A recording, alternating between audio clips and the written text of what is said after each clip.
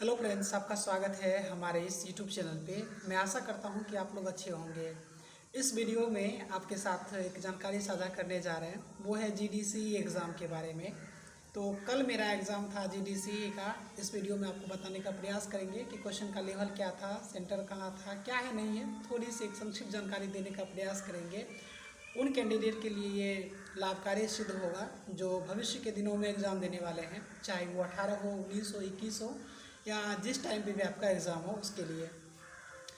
तो मेरा एग्ज़ाम जो था सिर्फ एक पोस्ट के लिए था, वो था रेलवे ट्रेन मैनेजर का। चूँकि मेरे पास कोई स्पेशल डिग्री नहीं होने के कारण जो है मैं नॉर्मल ग्रेजुएशन हूँ, तो उस बेस पे सिर्फ एक तरह के ही पोस्ट थे, जिसमें कि रेलवे ट्रेन मैनेजर का पोस्ट था, जिसके लिए मैंने आवेदन दिया था।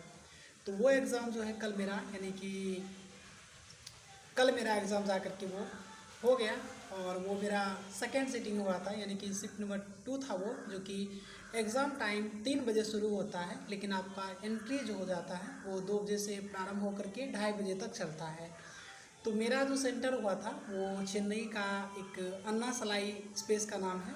तो अन्ना सलाई रोड में, अन्ना सलाई के नज़दीक जो है टेम्पल टावर है। तो टेम्पल टावर में ही मेरा सेंटर हुआ था, जो कि यूनिक टेक्नोलॉजी उसी के अंदर में आता है। तो टेम्पल टावर के पास जो है मेरा, मतलब उसी बिल्डिंग में मेरा सेंटर हुआ था। सेकेंड शिफ्ट मेरा एग्ज़ाम था रेलवे ट्रेन मैनेजर का।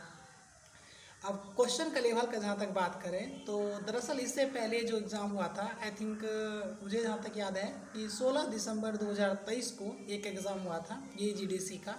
लेकिन क्वेश्चन वायरल होने या अनियमितता के कारण जो है वो एग्ज़ाम कैंसिल हो गया था। उसी एग्ज़ाम का जो है फिर से एग्ज़ाम हुआ, जिसमें मुझे मौका मिला था। हालांकि मैंने पहली बार जो 16 दिसंबर को एग्ज़ाम हुआ था उस टाइम मैंने एग्ज़ाम स्किप कर दिया था, क्योंकि 17 दिसंबर 2023 को मेरा बिहार दरोगा प्री का एग्ज़ाम था। तो मैंने ज़्यादा प्रायोरिटी उन्हें दिया और उधर रिजल्ट भी हो गया था, लेकिन आगे हम अच्छा परफॉर्म नहीं कर पाए मेंस में। तो खैर वो तो बात की चीज़ें हैं। तो मैं वहाँ पे छोड़ दिया था, लेकिन इस बार मुझे मौका मिला तो मैंने एग्ज़ाम दिया।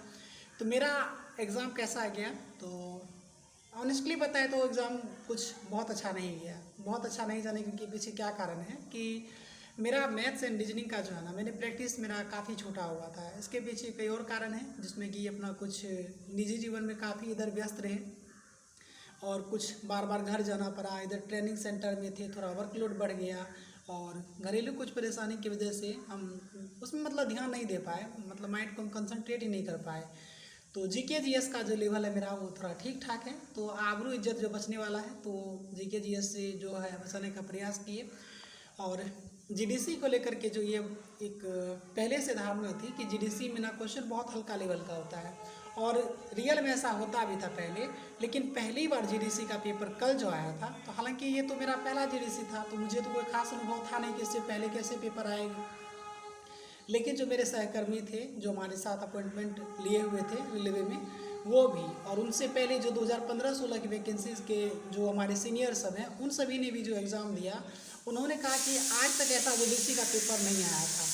दरअसल एग्ज़ाम काफ़ी टफ लगा मुझे। हालांकि जीके जीएस तो मान लीजिए आपको 1 क्लिक में बनने वाला चीज़ है, तो वो तो आप बना लेंगे। लेकिन मैथ्स एंड रीजनिंग जो है वो काफ़ी, मतलब कि कह सकते हैं 2-4 प्रश्न ही हैं जो डायरेक्ट बनने वाले थे। जनरली प्रश्न को रिलेट करके दिया गया था, जिसमें आपको 2-3 डाटा से लड़ना पड़ता। रीजनिंग जो है, अगर संक्षेप में आपको किसी एग्ज़ाम का उदाहरण दें, तो हम आपको बताएंगे कि अगर आपने, मुझे जहाँ तक याद आ रहा है कि 16 जून 2022 को जो है मेरा रेलवे एनटीपीसी का लेवल 2 में मेंस एग्ज़ाम होता था। तो लगभग समझिए कि लेवल 2 जो एनटीपीसी का था ना मेंस, सेम उसी लेवल का मैथ्स एंड रीजनिंग है। रीजनिंग काफ़ी कैलकुलेटिव मिलेगा, जिसमें कथन निष्कर्ष जो है वो भी आसान नहीं है, मतलब कुछ अजीबोगरीब टाइप के क्वेश्चन आपको दिखेंगे, और डाटा से रिलेटेड क्वेश्चन आपको दिया जाएगा। मैथमेटिक्स में भी आपको पाई चार्ट से क्वेश्चन मिलेगा, बार एंड ग्राफ से क्वेश्चन मिलेगा, ये सब क्वेश्चन आपको देखने को वहाँ पे मिलेगा। अगर आप थोड़ा बहुत अगर क्वेश्चन देखना चाहेंगे, तो लेवल 2 में जो अगर आप लोगों ने एग्ज़ाम दिया होगा, रेलवे एनटीपीसी के लेवल 2 का मेंस की बात कर रहा हूँ, जो कि 16 जून मुझे याद आ रहा है, 16 जून 2022 को, सॉरी 2022 को ही एग्ज़ाम हुआ था। आप उसका मैथ का जो लेवल देखेंगे, लगभग उसी लेवल का क्वेश्चन है। मतलब आसान लेवल तो क्वेश्चन था ही नहीं। ये जो पहले धारणा चल रही थी कि जेडीसी में काफ़ी हल्का प्रश्न आता है, तो वो इस बार कहीं ना कहीं वो धारणा टूट गया है। तो खैर बाकी आगे के दिनों में जिसका भी एग्ज़ाम है उन सभी को मेरी ओर से बेस्ट ऑफ लक। और मेरा प्रयास होगा आगे के शायद कल या परसों तक मैं उन सभी प्रश्न के पैटर्न को भी दिखा दूंगा पहले एक बार मैथ और रीजनिंग का कि किस तरह के क्वेश्चन, मतलब पैटर्न सेम होंगे, सिर्फ डाटा आपको अलग मिलने वाले हैं। तो वो क्वेश्चन मैं आपके साथ साझा करूंगा। और उन कैंडिडेट जो रेलवे ग्रुप डी यानी कि लेवल 1 के जो मतलब कि बचे हुए कैंडिडेट हैं जो कि 3rd डिवी 4th डिवी इत्यादि का इंतजार कर रहे हैं, उन्होंने काफ़ी इल्ज़ाम लगाया है कि आपने अगर आपका सिलेक्शन हो गया तो उसके बाद आपने वीडियो कवर करना छोड़ दिया। तो दरअसल कुछ ऐसा मतलब सूचना देने के लायक नहीं आता है जो हम सूचना दे पाएँ। कुछ अगर अच्छा चीज़ रहता है तो हमने कम्युनिटी पोस्ट के माध्यम से डालने का सदैव प्रयास किया है, आगे भी प्रयास रहेगा अगर वीडियो नहीं भी बन पाए। बाकी 3rd डिवी 4th डिवी या जो कुछ भी होगा वो ऑफिशियल काम है, वो हम लोगों के बस की बात नहीं है। हमने आपको सिर्फ वही जानकारी पहले भी साझा किया जो चल रहा था, आपके पास सूचना नहीं है तो वो सूचना हमने प्रसारित किया। हम कोई काम नहीं करवा रहे डिवीज़न में कि मेरे कहने से कुछ हो जाता है, कुछ भी नहीं हो पाता है हमसे।